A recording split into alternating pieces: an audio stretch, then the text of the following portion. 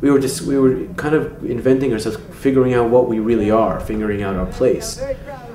Image is very important when you're playing in front of a crowd, especially a crowd that doesn't know you, because in their mind, they're trying to picture who you might be. So basically, we come from New York City. We're a band. We play out there. That's right. So once I described what we're doing there, people were like, "Oh, well, that's a really nice thing." People were starting to understand what was going on. You know, we were getting through to them in that speech beforehand when we explained that we put this on for you guys. We're here to show you guys support. You know, we're not here to play for you songs that you already know. Kind of fell into ourselves at that show. It was the first show when we discovered really what we were. We weren't sure what we were from the beginning. At the show, Ben came up to me and said, "This is not. This project is going to grow from here. We're not shutting it down," which was the initial plan. People in the crowd are dancing. It was just great energy. The light show was really a key, I think. Oh, yes, the light. That was fucking awesome. It was a lot of fun. But it was another good night, you know. That was it. We were on a roll from then on. It only went up. From the beginning of the tour, every day was better and better and better and better.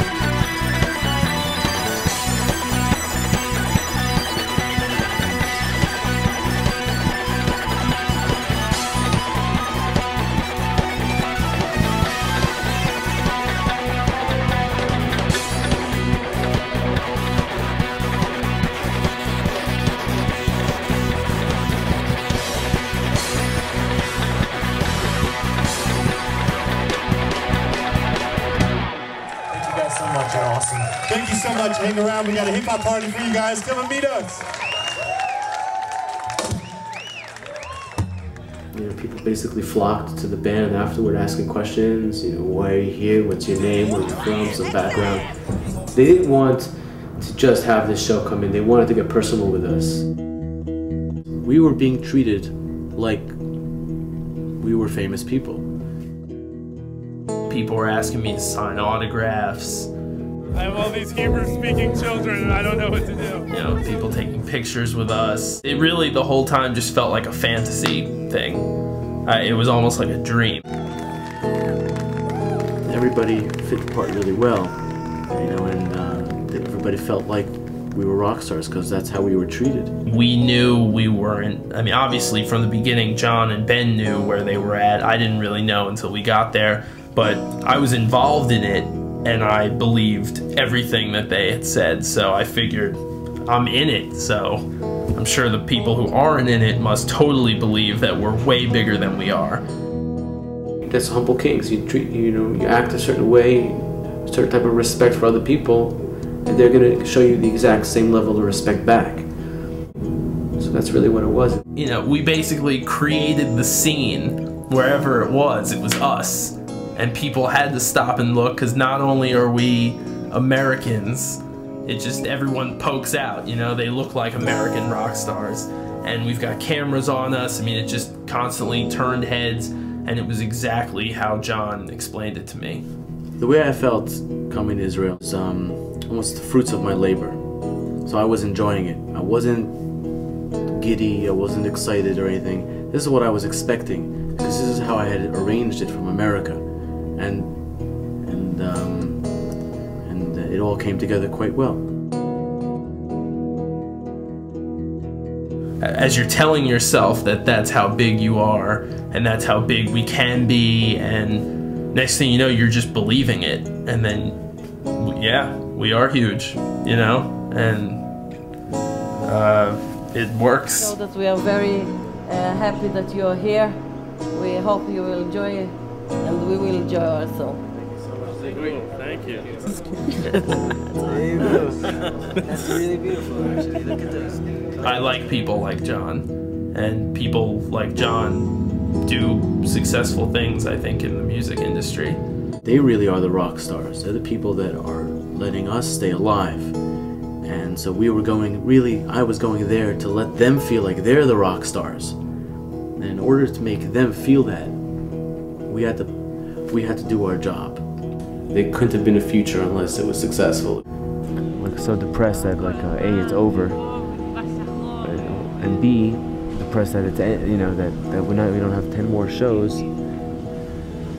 This is the real deal, guys. Very, I mean, when you read the news and you're talking about Syria and Iran, I mean, Syria's like right over there. These are the fighters.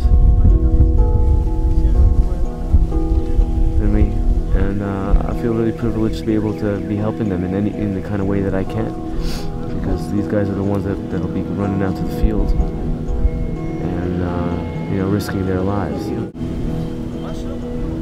I have to bring the Humble Kings back to Israel again. This isn't going to be a one-time thing.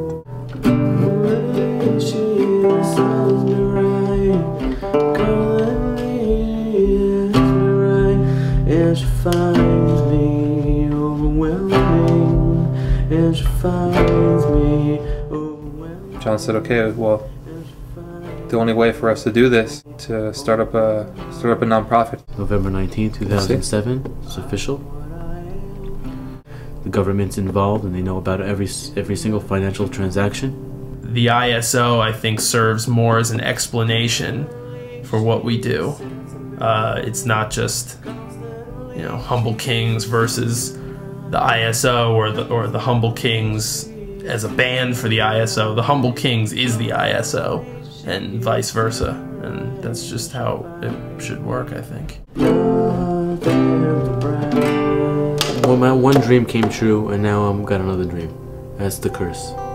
You know, you think you're gonna do something and then it's gonna be over, you can kick back, forget about the whole thing. It's not. I'm involved way over my head right now, and that's where I like to be. Before this tour, I was in it completely over my head. You got no idea, and everything came together. And now, once again, over my head, you know, much more than I was earlier. And it's either sink or swim. Right now, we're in the middle of an ocean, and we don't have a boat, and we're swimming. Believe we ain't gonna drown. Believe it. We're gonna make it. That's what we want to do.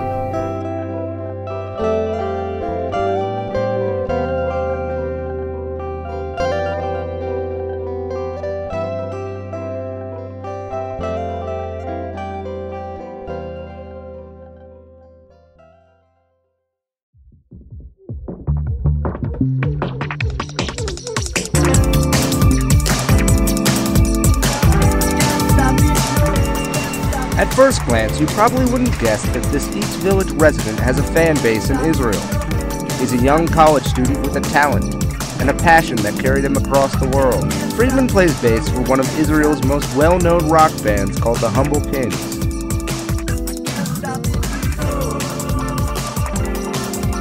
Friedman toured for 3 months. He played for Israeli military bases and giant crowds of young soldiers, not once getting stage fright.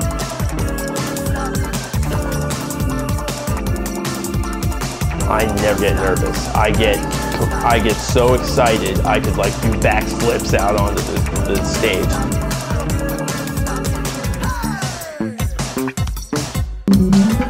But it wasn't just playing for crowds that made his tour memorable.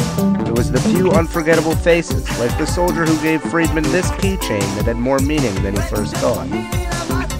And I look at it and one of the wings is broken off. And I was like, it's broken. And he goes, no, no, no, I break wing off when my best friend die in combat.